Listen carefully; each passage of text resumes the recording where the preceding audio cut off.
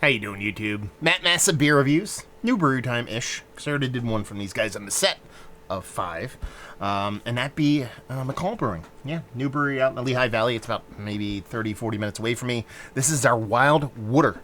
It is an India Pale Ale. Read what's on the side here. It says, water parks may be closed indefinitely, but you can still get the refreshment you deserve with this any IPA.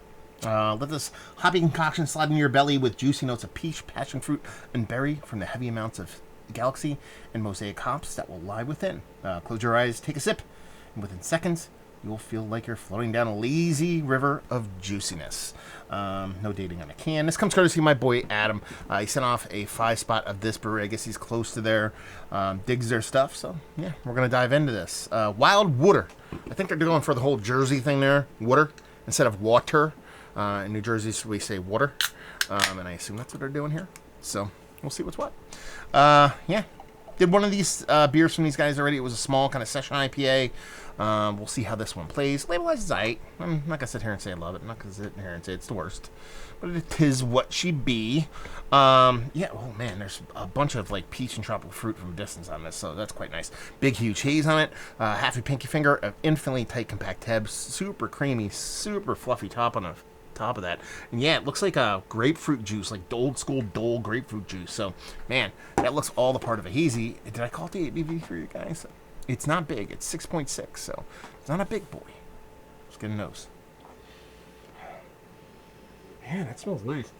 Yeah, I thought I'd get a little bit more of that kind of peachy tropical fruit thing kind of coming off. Because it really did hit me from a distance. It's there. It's not as big as I thought it was based off the distance I got, but it's nice and vibrant. Yeah, there's a nice, rich kind of tropical fruit there. That peach come through in spades. There's a nice sweetness to it. I think there's going to be, hopefully, I'm hoping, this is just personal preference, there's a little bit of greeny grassiness in this because I can kind of get a touch of that a little bit in the nose. Could just be a little bit of placebo effect of me hoping it's in there. But yeah, it smells quite nice. Let's dive in. Cheers.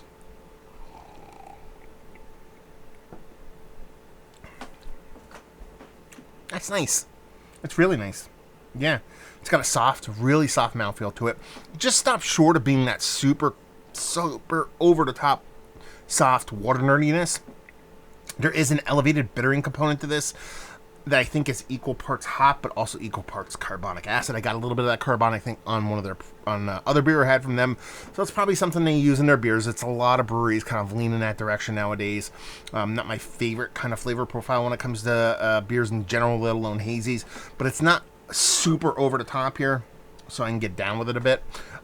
It's a little bit of a downgrade based off of what the nose is giving you as far as that peach and tropical fruit goes, but it's still there. It's just not superly impactful. It's nice. It's well made. It's got this softness to it that just ends up being kind of just hamstrung a little bit by that carbonic acid. Like, that carbonic acid adds this sharp, prickly, seltzer-like kind of bitterness to it. And with the way the mouthfeel comes off here, and the way those fruited hops kind of come off in the nose, I believe that was dialed back a little bit.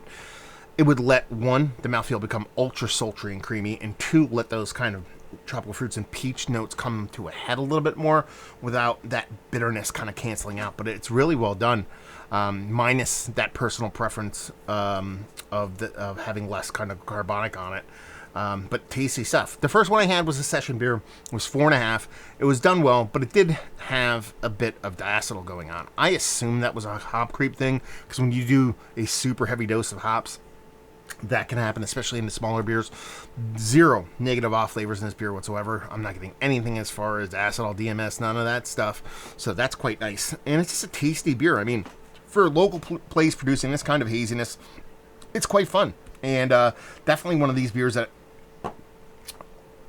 in my personal preference, I just keep saying that because some people just aren't even really affected by the carbonic thing, is that in my hopes they kind of keep playing with their beers. I mean, most breweries do that. So if they played with it and kind of knocked that down a bit, maybe tweaked a little hopping schedule on it and stuff like that, I think it's just be a little bit more vibrant. But as a base, the beer is quite nice. I dig it. I think it's fun. good on the local guys. I like when the local guys do well. The first beer I did from them was that tiny little session beer, and when it had that kind of off flavor, you'd kind of go, I hope they're not all like that. Well, it's quite nice to dive into it and see that it's a really well-made beer with none of that kind of negative going on. Even though I don't think it might, like I said, it probably was more of a hop creep thing more than a off flavor and the beer production kind of things. So yeah. Take that for what it's worth. But yeah, fun beer. Let's talk about it. It's one of the better IPAs I've had. As of late, yeah, absolutely. It's not earth-shattering stuff. It's not going to be my favorite of all time. But I see this fresh as a 4-pack. No hesitation picking it up. Value and availability, no idea.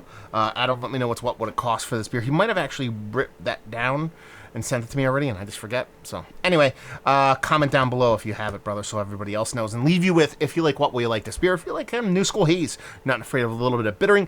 And that carbonic thing really doesn't affect you at all in any form or fashion. If you're a fan of foam, you're a fan of Dancing Gnome, this brewery is kind of stamped right in between those as far as distance. So if you're in this area and you're drinking those beers and you're like, I don't know what he's really talking about, when he talks about that stuff and those kind of beers, you're not going to get it on here, and this is probably going to be something you really enjoy.